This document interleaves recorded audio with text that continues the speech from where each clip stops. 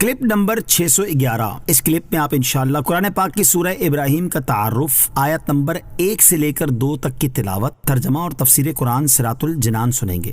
سورہ ابراہیم کا تعارف۔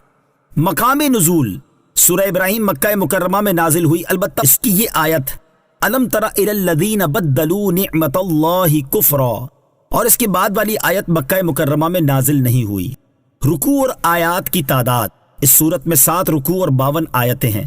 ابراہیم نام رکھنے کی وجہ، اس صورت کی آیت نمبر 35 تا 41 میں حضرت ابراہیم علیہ السلام کی اطاعت الہی کے حسین واقعے اور آپ کی دعاؤں کو بیان کیا گیا ہے۔ اس مناسبت سے اس سورت کا نام سورہ ابراہیم رکھا گیا۔ سورہ ابراہیم کے مضامین، اس سورت کا مرکزی مضمون یہ ہے کہ اس میں اللہ تعالیٰ پر، اس کے رسولوں پر مرنے کے بعد دوبارہ زندہ کیے جانے اور اعمال کی جزا ملنے پر ایمان لانے کو دلائل کے ساتھ ثابت کیا گیا، اور یہ بتایا گیا ہے کہ حقیقی معبود وہ ہے جس نے آسمانوں اور زمین کو پیدا کیا اور پوری کائنات میں اس کے علاوہ کوئی معبود نہیں ہے۔ اس کے علاوہ اس صورت میں یہ مضامین بیان کیے گئے ہیں۔ نمبر 1، کفار کی مذمت بیان کی گئی اور کفر کرنے پر انہیں شدید عذاب کی وعید سنائی گئی، اور مسلمانوں سے ان کے نیک اعمال کے بدلے جنت دینے کا وعدہ کیا گیا۔ نمبر 2، حضرت نوح علیہ السلام، حضرت ہود علیہ السلام، حضرت صالح علیہ السلام اور ان کے بعد والے انبیاء کرام علیہ السلام اور ان کی قوموں کے واقعات بیان کر کے تاجدار رسالت صلی اللہ علیہ وسلم کو تسلی دی گئی، اور ان قوموں پر نازل ہونے والے عذابات سے کفار مکہ کو ڈرایا گیا۔ نمبر 3، خانہ کعبہ کی تعمیر کے بعد حضرت ابراہیم علیہ السلام نے مکہ والوں کے لیے امن اور رزق کی، لوگوں کے دل خانہ کعبہ کی طرف مائل ہونے کی، اپنی اولاد کے بتوں کی پوجا سے بچنے کی، اپنی اولاد کو نماز قائم کرنے کی توفیق دینے کی، اپنے والدین اور مسلمانوں کی مغفرت کی جو دعائیں مانگی وہ بیان کی گئیں۔ نمبر 4، ایمان اور کلمہ حق کی مثال پاک درخت سے، جبکہ گمراہی اور کلمہ باطل کی مثال خبیث درخت سے بیان کی گئی۔ نمبر 5، قیامت کی ہولناکیاں بیان کر کے نصیحت کی گئی اور ظالموں کے لیے مختلف قسم کے عذابات بیان کر کے انہیں ڈرایا گیا۔ نمبر 6، قیامت کے دن تک عذاب مؤخر کرنے کی حکمت بیان کی گئی۔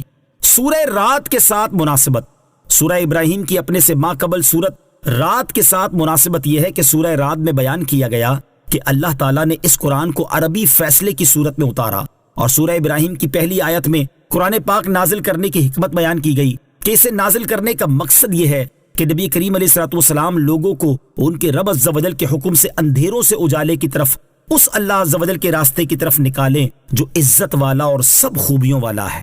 بسم اللہ الرحمن الرحیم۔ ترجمہ، اللہ کے نام سے شروع جو نہایت مہربان رحمت والا ہے۔ الف لام را کتاب انزلناه الیک لتخرج الناس من الظلمات الی النور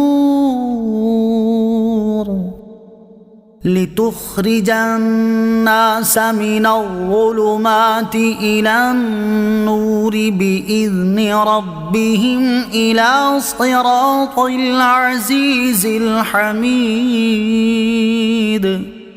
ترجمہ، الف لام را، یہ ایک کتاب ہے جو ہم نے تمہاری طرف نازل کی ہے تاکہ تم لوگوں کو ان کے رب کے حکم سے اندھیروں سے اجالے کی طرف، اس اللہ عز و جل کے راستے کی طرف نکالو جو عزت والا سب خوبیوں والا ہے۔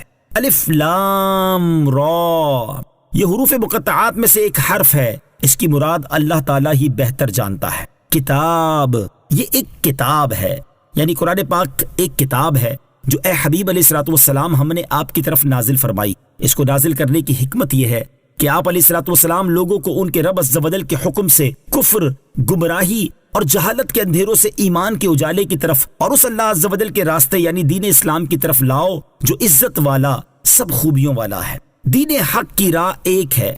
امام فخر الدین رازی رحمت اللہ تعالی فرماتے ہیں، ظلمات کو جمع اور نور کو واحد کے صیغے سے ذکر فرمانے میں اس طرف اشارہ ہے کہ دین حق کی راہ ایک ہے اور کفر و گمراہی کے راستے کثیر ہیں۔ ایمان اور ہدایت کا نور عطا کرنے والے۔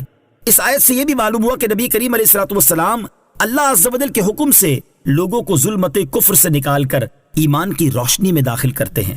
کوئی شخص صرف قرآن سے بغیر حضور پرنور علیہ السلام کے واسطے ہدایت نہیں پا سکتا۔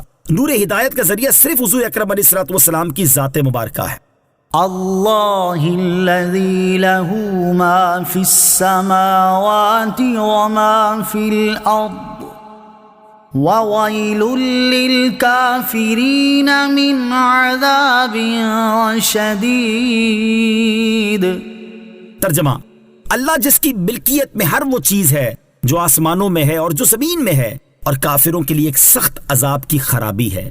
اللہ الذی لہ، اللہ جس کی ملکیت میں ہے، یعنی اس اللہ عز و جل کے راستے کی طرف لاؤ جو عزت والا، سب خوبیوں والا ہے۔